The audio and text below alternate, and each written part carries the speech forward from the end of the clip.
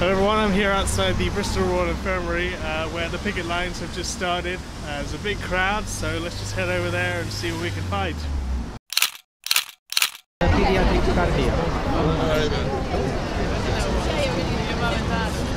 So we're on strike for the second time. We were hoping that we wouldn't have to do this, but we've been forced into it by the government. Negotiations have gone quite well over the past month, but we've still got one or two sticking points left. We're still trying to negotiate over antisocial hours and how much we get paid for working on Saturdays, Sundays and evenings. The government thinks that Saturday evening is the same as Tuesday morning, and we disagree. We think we should be paid a bit extra to work on a Saturday because that's time that we're away from our loved ones. We've made really good progress on campaigning for patient safety and making sure that we're not working excessive hours, so that we're not too tired to look after patients safely. We've made good progress there, and there's one or two sticking points left that we really need to overcome in the next week or so that we can get to a decision where we've got a safe contract rather than having something imposed on us that we haven't agreed with. It's very hard, it's very busy. It feels like the NHS at the moment is struggling. There doesn't seem to be any slack, there's no capacity. You know, I've been doing research recently, but and this is my first year back after research, and there are just not enough beds for the amount of work that needs to be done.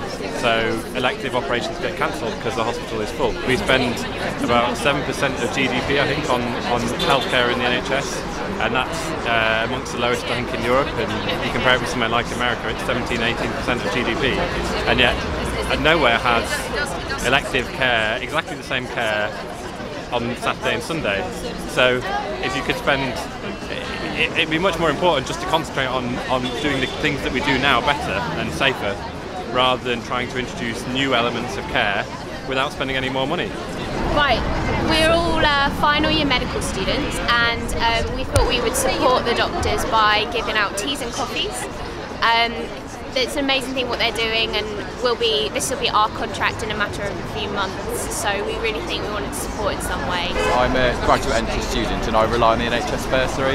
Without the NHS bursary I wouldn't have been able to come to medical school, and I wouldn't be able to become a doctor. So the fact that the government are taking away this bursary and taking away the nursing bursary as well, I have housemates that have trained to be nurses and have relied on the nurses bursary also. So the government are taking away these bursaries and attacking the NHS from all fronts. So yeah, that's how I feel strongly about the NHS bursary being taken away.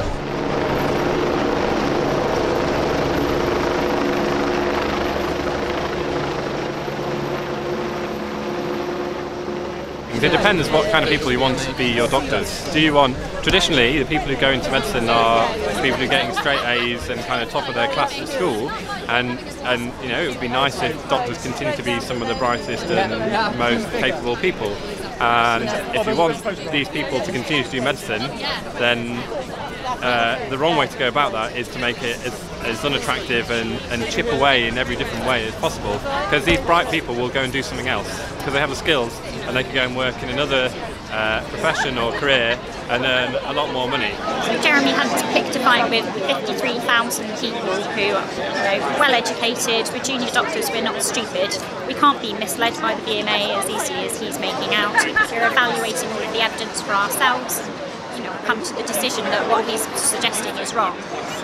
The way that he's misrepresented the facts to the public is just horrifying. There's been patients who are presenting late to A&E because they're worried about coming to hospital at the weekend, and he's causing real harm. So if anyone is misled, I think it's Jeremy Hunt and not the junior doctors. I have so many friends who, the second they qualify, will think about just hopping off to Australia and New Zealand. Canada, America. I have friends who are already doctors who have been for like 4 years and now giving up their jobs because this isn't worth it. This isn't a lifestyle that's healthy for anybody. No one's working for, I think, hour for hour less than minimum wage. That's what they'll be getting. And for the amount of years that we've studied to get to this point, and you could take this anywhere in the world and be valued a lot more than you would be here.